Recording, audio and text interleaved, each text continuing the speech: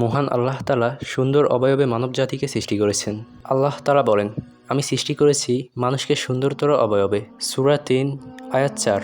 বান্দার ওপর তার সৃষ্টিকর্তা যদি অসন্তুষ্ট থাকেন তাহলে তার ক্ষতি অনিবার্য। একজন মানুষ কিভাবে বুঝবে যে তার প্রভু তার উপর অসন্তুষ্ট?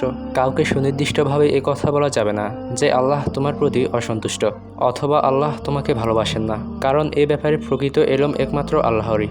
তবে কোরআন হাদিসে এমন কিছু নিদর্শন এসেছে যার দ্বারা বোঝা যায় আল্লাহ তাআলা তার প্রতি অসন্তুষ্ট। এমন 8টি নিদর্শন যার দ্বারা বোঝা যায় আল্লাহ তাআলা তার প্রতি অসন্তুষ্ট।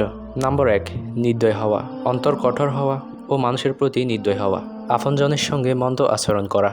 আর আল্লাহ যখন কোনো বান্দার উপর রাগান্বিত হন তখন তার দিল থেকে দয়া উঠিয়ে নেন। আয়েশা রাদিয়াল্লাহু তাআলা আনহা থেকে বর্ণিত, রাসূল সাল্লাল্লাহু আলাইহি ওয়াসাল্লাম বলেছেন, হে আয়েশা, কিয়ামতের দিন আল্লাহর কাছে মর্যাদার দিক দিয়ে মানুষের মধ্যে সবচেয়ে নিকৃষ্ট সে ব্যক্তি যার অনিষ্টের কারণে মানুষ তাকে ত্যাগ করে। সহিহ বুখারী হাদিস 6032। নাম্বার 2, বরকত উঠিয়ে নেন। আল্লাহ যখন কোনো বান্দার উপর অসন্তুষ্ট হন তখন তার জীবন থেকে বরকত উঠিয়ে নেন এবং তার উপর বিভিন্ন শত্রু নিয়োজিত করে দেন। আল্লাহ বলেন, আমি প্রত্যেককেই তার অপরাধের কারণে পাকড়াও করছি। তাদের কারো প্রতি প্রেরণ করেছি প্রস্তরসহ প্রচণ্ড বাতাস, কাউকে পেয়েছে বজ্রপাত, কাউকে আমি বিলীন করেছি ভূগর্ভে এবং কাউকে করেছি নিমজ্জিত। আল্লাহ তাদের প্রতি জুলুম করার ছিলেন না, কিন্তু তারা নিজেরাই তাদের প্রতি জুলুম করেছে।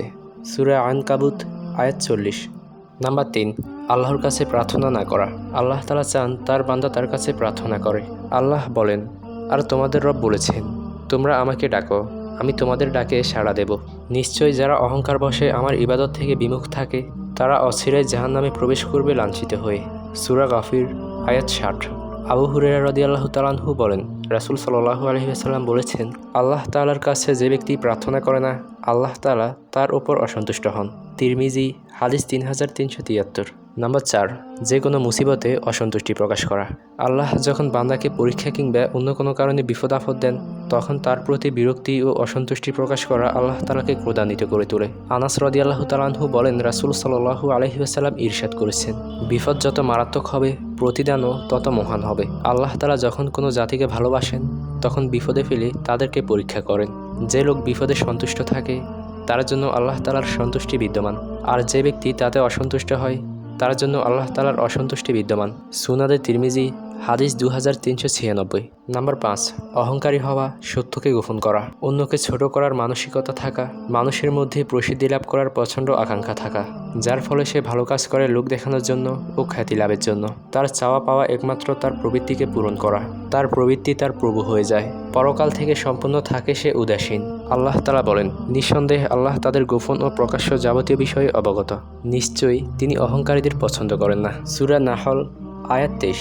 নাম্বার 6, নিয়ামত অস্বীকার করা। প্রতিটি বান্দার ওপর দিনরাত 24 ঘন্টা আল্লাহ তাআলার হাজারো নিয়ামত বর্ষিত হয়, কিন্তু যারা অকৃতজ্ঞ তারা আল্লাহ তাআলার অপরন্ত নিয়ামত পেয়েও তা অস্বীকার করে। আল্লাহ তাদের প্রতি অসন্তুষ্ট হন।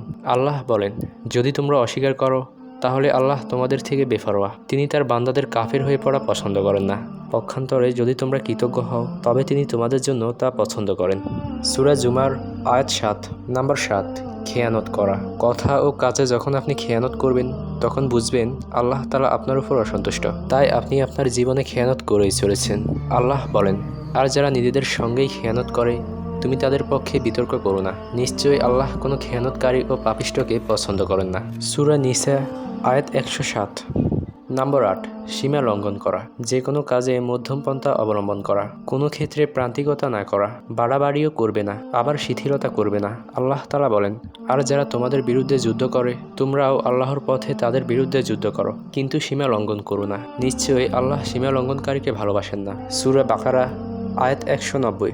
ইহুদি খ্রিস্টান সম্প্রদায় তারা বিভিন্ন কাজে সীমা লঙ্ঘন করেছিল, এজন্য আল্লাহ তাআলা তাদের প্রতি অসন্তুষ্ট ছিলেন। মহানবী সাল্লাল্লাহু আলাইহি ওয়াসাল্লাম ইরশাদ করেন, তোমরা আমলে মধ্যপন্থা অবলম্বন করো, বাড়াবাড়ি করো না। সকাল সন্ধ্যা ইবাদতের জন্য বের হয়ে পড়ো এবং রাতের কিছু অংশেও তোমরা পরিমিতি রক্ষা করো, তাহলে গন্তব্যে পৌঁছাতে পারবে।